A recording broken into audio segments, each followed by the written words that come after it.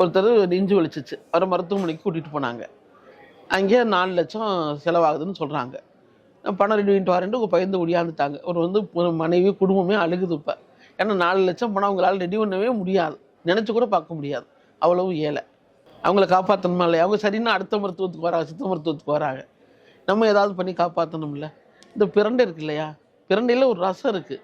அந்த ரசத்தை பண்ணி ஒரு சாப்பிட்டுக்கிட்டே வந்தாக்க ஹார்ட் அடைப்புலேருந்து அடைப்பு எடுபட்டு போயிடும்.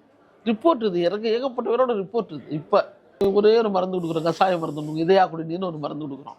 அதை சாப்பிட்டு விட்டு இந்த பிரண்டை ரசத்தை சாப்பிட்டாக்க அடைப்பு எடுபட்டு போயிடுது. 3 இடத்துல 4 இடத்துல அடைப்பு இருக்கணும். அந்த மருத்துவத்தையே போய் நீ கேளு அப்படின்னு போய் சொல்கிறோம். சித்த மருந்து சாப்பிட்டோன்னு சொல்ல வேண்டாம், நீ போய் கேளுன்னு. அவங்க போய் பேசும்போது பார்த்தா அடைப்பே இல்லைன்னு சொல்லி மருத்துவர் சொல்கிறாரு, உங்களுக்கு இனிமேல் தேவைப்படாது, இனிமேல் அஞ்சியோ அதெல்லாம் எதுவுமே பண்ண வேண்டாம், தேவைப்படாதுன்னு சொல்லி சொல்கிறாங்க. அந்த மாதிரி குணம் ஆயிடுது, சரியாக போயிடுது. அந்த ரசம் ஒரு பிடி பிரண்டையை முத்து, அதாவது நம்ம சமையலுக்காக பயன்படுத்தக்கூடிய பிரண்டை நுனி கொழுந்து பிரண்டையை தான் பயன்படுத்துவோம். அது தேவையில்லை, முத்த பிரண்டையே எடுத்துக்கலாம்.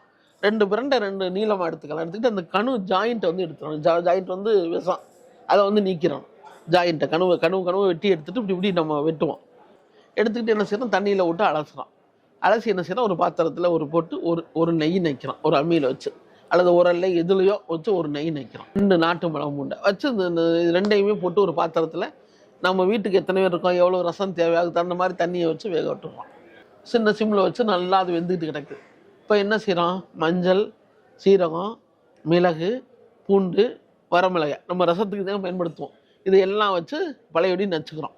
அம்மியிலையோ இதுலையோ வச்சு மிக்சிலையோ இதுலையோ ஒன்று வச்சு நச்சுக்கிறோம். நச்சு என்ன செய்கிறோம், ஒரு பாத்திரத்தில் போட்டுக்கிறோம். போட்டுக்கிட்டு என்ன செய்கிறோம், இப்போ இந்த பாத்திரம் வெந்துக்கிட்டு இருக்கு இல்லையா, அந்த பாத்திரத்தை இறக்கி அந்த தண்ணியை இழுத்துட்டு ஒரு மத்தை வச்சு நல்லா கடைஞ்சி விட்றோம். ஏன்னா அதில் இருக்கிற மருந்து ஊரம் அந்த தண்ணிக்கு வர்றதுக்காக. தண்ணி நிறைய இருக்கும், இப்போ நம்ம ரசத்துக்கு நிறைய வச்சுருக்கோம்.